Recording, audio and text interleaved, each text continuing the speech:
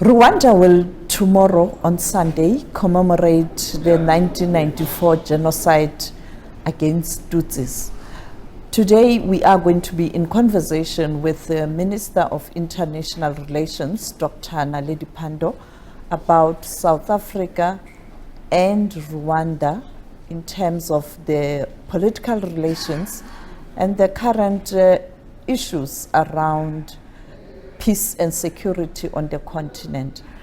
Dr. Naledi Pandor, thank you for your time. The President will be coming to Rwanda for this commemoration. A lot of work is happening back home, it's election, but he saw it fit to come. Can you tell us why he took that decision? Well, Sophie, thank you very much for this opportunity and greetings to all the viewers back home. I think it's important that South Africa should be here at the highest level because this was one of the most terrible incidents of infringement of human rights and loss of life on the African continent. And South Africa being here is an acknowledgement of the terrible tragedy that befell the people of Rwanda, and I think is for South Africa an indication of a shared understanding of the suffering that occurred. As you would remember, the killings occurred in the period in which we were just beginning to celebrate the attainment of our own freedom, and it was painful to, in August, realize that such a terrible tragedy had happened in the months in which South Africa became a full part of the sovereign nations of the world. So I think it's to share sympathy with the people of Rwanda, but also illustrate South Africa's commitment to human rights, to solidarity, both with countries on the continent but beyond, as well as you well know, that where there is harm, where there is sadness and tragedy, we would be ready to provide support. And I think I'm really pleased that President Ramaphosa, while having an extremely busy schedule in the election campaign, felt it important that he will be here and that South Africa should have a high-level delegation. You spoke about what was happening in South Africa at that time, 30 years ago. We are now celebrating 30 years of democracy under very difficult circumstances in terms of what's happening globally. It looks like the world didn't learn in terms of what happened in Rwanda. We are told President Macron of France has acknowledged that France could have stopped the genocide. But it looks like the killings are happening in different parts of the world, and the United Nations is paralyzed, and the big power players are also turning a blind eye. Look at particularly the Middle East. Well, I think that what has happened this year with the murderous killings of Palestinian people in Gaza and the West Bank is we've now seen the world exposed as really failing in protecting innocent men and women and children. President Mandela oft repeated "never again," both in reference to Rwanda and our own horrible history of apartheid oppression. But here we are, the world 30 years later is found wanting. And I think much has to be answered by the most powerful countries in the world because they control arms sales. They are the ones that wield great influence in the United Nations Security Council.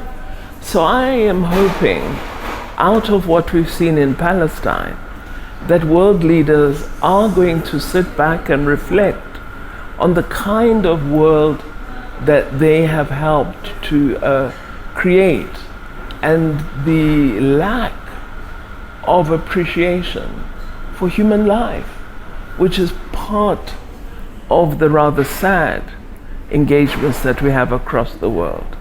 We should be working hard as the international community to ensure we never have incidents of this nature. And the fact of the war between Russia and Ukraine, and now Israel and Palestine, it just shows you that there's a great deal of work to do. Sudan, DRC, what we've had with respect to TPLF and the federal government of Ethiopia, all of this points to us as the international community needing to work much more closely together to focus on aspects of world action that are developmental in orientation, that improve the condition of human beings rather than taking life. And this is something we need to see more and more of our leaders commit to.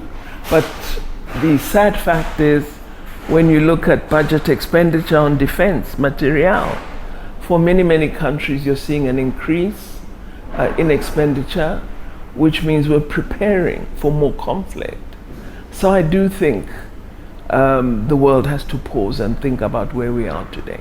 The UN Secretary General Antonio Guterres yesterday looked powerless and defeated in terms of the situation in Gaza and all the calls not being listened to. Have you spoken to Qatar and Egypt that is facilitating the talks? Are we likely to see a ceasefire anytime soon? Well, we continue to hope and to support the colleagues in Egypt and Qatar. I spoke to Minister Shukri of Egypt just this week and really assured him that we are fully behind the efforts that he and the Prime Minister of Qatar are leading. And if there's any role we could play, we as South Africa are ready to play a role.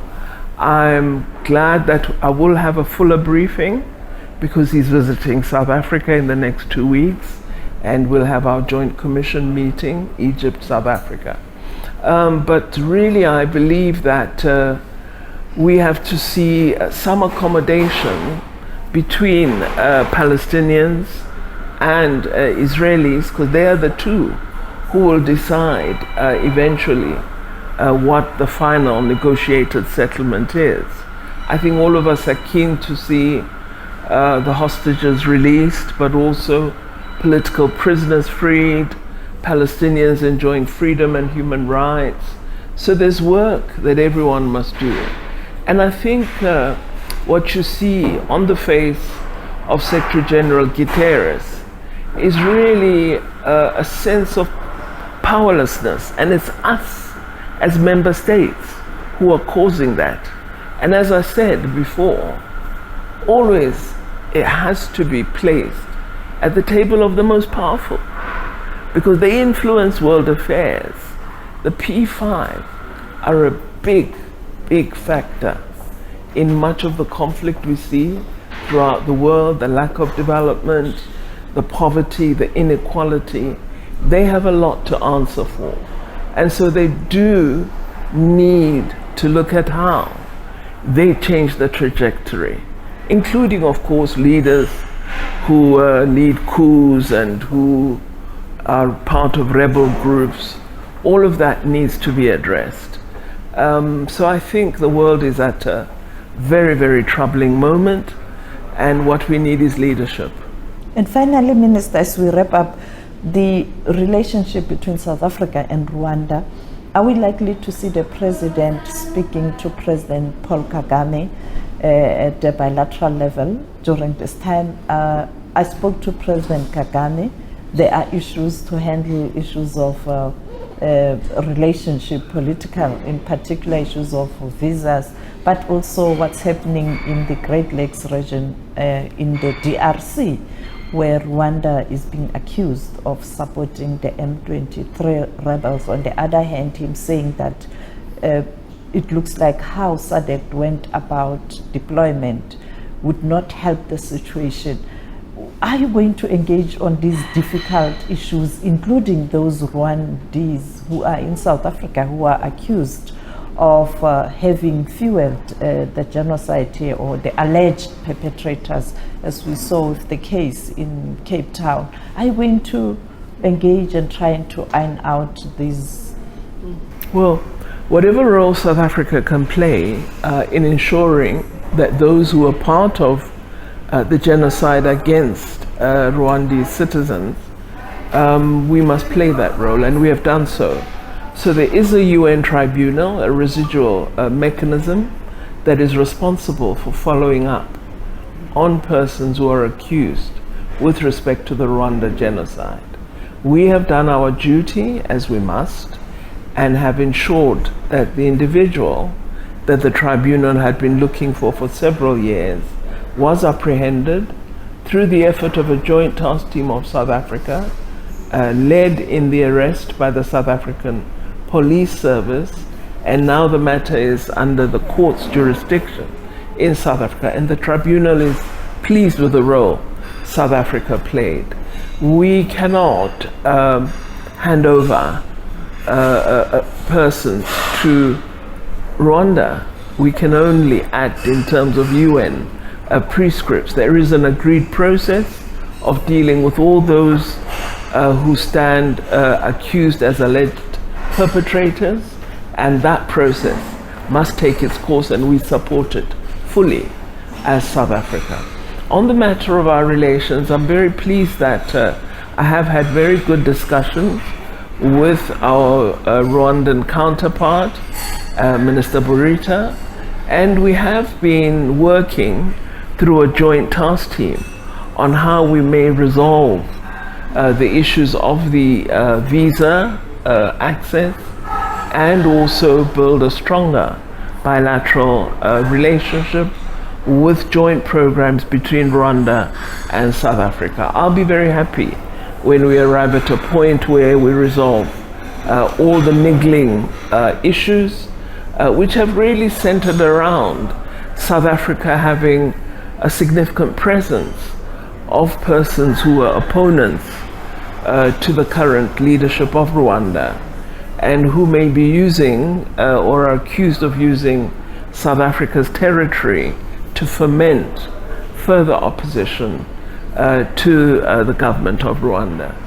We have laws that are very clear that if persons act in this way, South Africa has a duty to take action against such individuals, because our territory cannot be utilized in that way.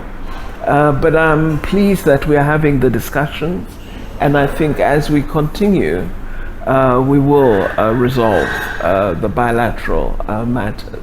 At the level of our leaders, indeed they will meet, and I'm pleased that such a meeting will happen, and we hope that they'll have positive discussions, and even perhaps that they will give light to the possibility of a diplomatic solution to the troubling situation in Eastern DRC. As matters stand, we have a standing decision of the SADC summit that has agreed to deploy a mission. It's not a South African mission, it's a SADC mission to the DRC, which involves 4 SADC countries at this point.